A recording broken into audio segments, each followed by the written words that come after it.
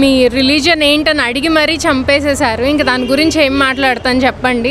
పాకిస్తాన్ అంటేనే చిరాకు వచ్చేస్తుంది. నాకు కూడా ముస్లిమ్స్లో ఫ్రెండ్స్ ఉన్నారు. రియాక్షన్ ఏంటి? ఏముందండి రియాక్షన్, ఇలా చంపుకుంటూ పోతే అసలు అంటే మీ రిలీజియన్ ఏంటని అడిగి మరీ చంపేసేశారు. ఇంకా దాని గురించి ఏం మాట్లాడతాను చెప్పండి. అండ్ మోడీ గారు ఏమోలేండి, ఇప్పుడు వద్దులేండి, వాళ్ళు ఎటు నుంచి ఎటో మళ్ళీ ఎటో వెళ్ళిపోతుంది. బ్రో, మన జమ్మూ కాశ్మీర్లో టెర్రర్ అటాక్ జరిగింది కదా, అంతమందిని చంపారు కదా, మీ రియాక్షన్ ఎలా ఉంది యాజ్ ఇండియన్? చాలా బాధపడుతున్నాను అన్న. 29 మందిని చంపేశారు.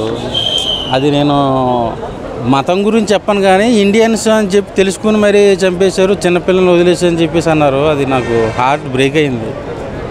చాలామంది పబ్లిక్ జోలికి రావడం ఎలా చూస్తున్నారు? అంటే ఎన్ని రోజులు ఆర్మీ పైన అటాక్ చేశారు, ఇప్పుడు డైరెక్ట్ పబ్లిక్ పైన అటాక్ చేయడం నాకు నచ్చలేదన్న. ఈ పాకిస్తాన్ అంటేనే చిరాకు వచ్చేస్తుంది. నాకు కూడా ముస్లిమ్స్లో ఫ్రెండ్స్ ఉన్నారు. సో వాళ్ళు మంచోళ్ళే, కానీ అక్కడ అలా జరగడం చాలా బాధాకరం. ఇలాంటి టెర్రర్ అటాక్స్ జరిగినప్పుడు మోడీ గారు సర్జికల్ స్ట్రైక్ చేశారు అప్పట్లో. ఇప్పుడు ఎలాంటి రియాక్షన్ కోరుకుంటున్నారు? ఎలాంటి చేయాలనేది నేను ఫ్యూచర్లో ఇలాంటిది ఇంకొకసారి జరగకుండా ఉండేలా చర్యలు తీసుకోవాలని చెప్పేసి నేను అనుకుంటున్నాను. ఏదైనా పెద్దది ఒకటి చేయాలన్న, లేదంటే ఇలాంటివి జరుగుతూనే ఉంటాయి.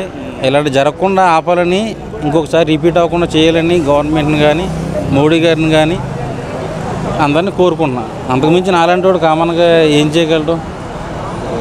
సో పవన్ కళ్యాణ్ గారు కూడా దీని మీద మంచి యాక్షన్ తీసుకోవాలని నేను అనుకుంటున్నాను.